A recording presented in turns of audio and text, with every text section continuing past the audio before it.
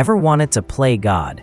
To shape mountains with a flick of your hand, hurl lightning just to see what happens, or whisper dreams that bend an entire civilization? The golden age of God Sims once let us do all that. But a brand new contender, Fata Deum, is stepping up to breathe life back into the genre. Could this be the long-awaited return of divine gaming? By the end, you'll know why this might be the comeback we've all been waiting for.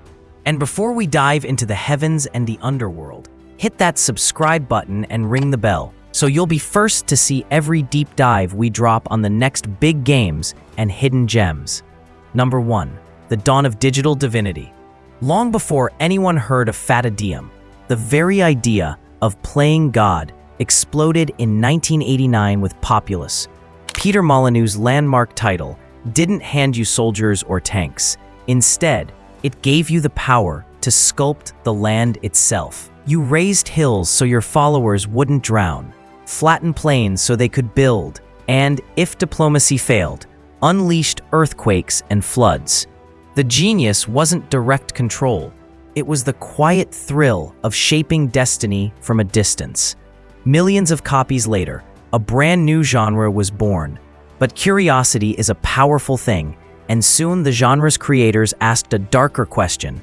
What if being a god wasn't about kindness at all? Number 2. The joy of villainy. Fast forward to 1997 and Dungeon Keeper.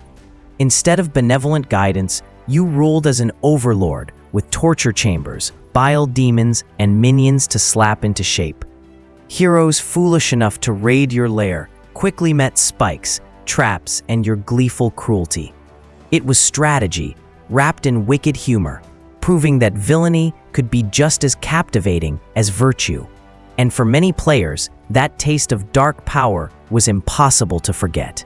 But the real showstopper came a few years later, when morality itself became a mechanic. Number 3. When morality became gameplay. Enter Black and White in 2001. A game so ambitious it bordered on audacious. You performed miracles or unleashed terror, and every choice nudged your godly alignment. Heal the sick, and angelic light followed you. Torch a village, and horns began to curl from the clouds. And towering beside you stood a giant creature, part pet, part weapon, whose personality reflected your own. Watching your enormous monkey or wolf hurl villagers across a valley was hilarious, chaotic, and somehow profound. For a brief moment, God Sims felt limitless. Yet even the most divine empires can crumble. Number 4. The silence of the gods. As the 2000s wore on, big studios lost their nerve, budgets soared, expectations climbed, and the audience for such complex sandboxes shrank. Ambitious projects like Spore promised the universe, but delivered a shallower toy box. Others, like Goddus, overpromised and underdelivered. One by one, the great temples of the genre closed their doors. For nearly a decade, God Game became a relic, a memory whispered among veteran players. But creativity never fully dies. While 8AA developers turned away, smaller teams kept the divine spark alive. Number 5. Indie Embers and New Experiments. Games like From Dust let players wield elemental power, shaping rivers and lava flows in hypnotic real-time physics.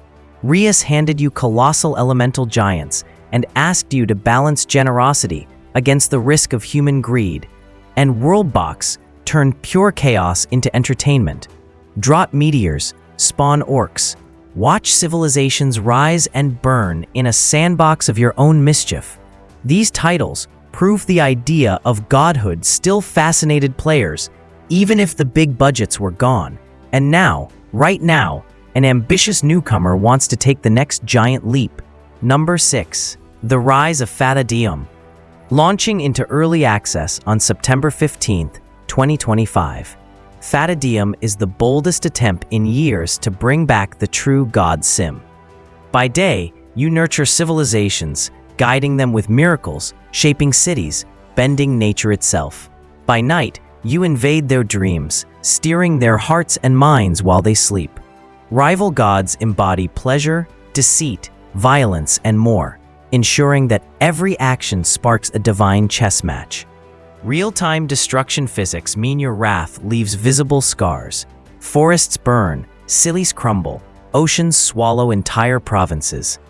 Over 20 unique building types, dynamic city planning, and an evolving morality system let you craft a world, or unmake it your way. It's a direct spiritual heir to Black and White and Populous, but with modern tech and a dual-phase twist no classic ever dared. Number 7. Trials of a modern deity. Of course, every would-be savior faces temptation. Ambition can outpace polish. Early access is both opportunity and risk. Players remember how past revivals stumbled. Goddus turned into a mobile tap fest. Even visually stunning sims like InZOI were critiqued for shallow core loops. For Fata Deum to truly resurrect the genre, it must balance spectacle with depth, complex enough to satisfy veterans, accessible enough to hook newcomers. Number 8. What a perfect God sim could be. Imagine the classic thrill of sculpting landscapes and hurling miracles, fused with today's tech, procedural worlds, AI-driven followers who surprise you, VR-style immersion that makes every gesture feel divine. Fata Deum might be the first step toward that future, proof that the God game isn't a relic, but a blueprint for the next wave of interactive storytelling. So here we stand at the edge of a possible renaissance. From Populous to Black and White, from the quiet experiments of Reus to the chaotic playground of WorldBox, the God game has always been about one thing: the thrill of creation and destruction. Will you be a benevolent creator or a vengeful deity? Drop your divine plan in the comments.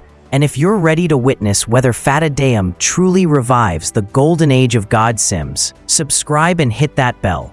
The gods may be silent, but with this new contender, their thunder might just return. See you in the next one.